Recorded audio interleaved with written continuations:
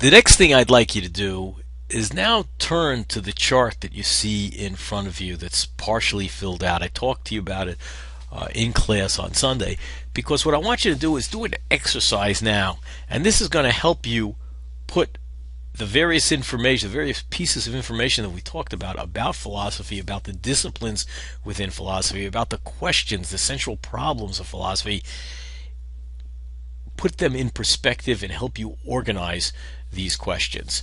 So as if you take a look at the chart, we see on the top I'm asking you, to identify the topics that, or actually right on top I'm asking you, tell me what that etymological definition, as bad as it is, of philosophy is.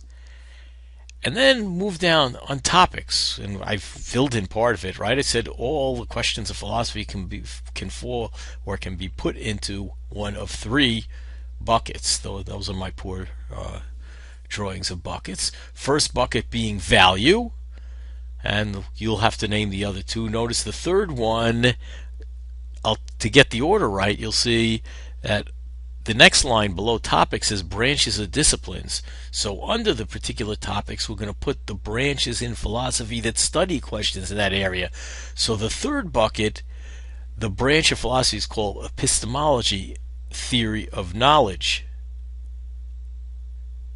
is the one that studies. So you got to tell me what area epistemology falls in, and then we have value, whatever area epistemology falls in. There's one other area. So over in this box, you want to put in the branch or branches or disciplines within philosophy that study questions in this bucket. Under value, what are the branches of philosophy? Then the next line divides off. That is, we want to now relate the branches to what the basic questions are that are asked in these branches.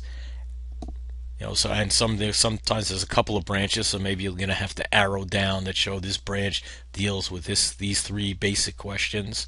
So I want you to fill out these three boxes with the questions that fall under those areas.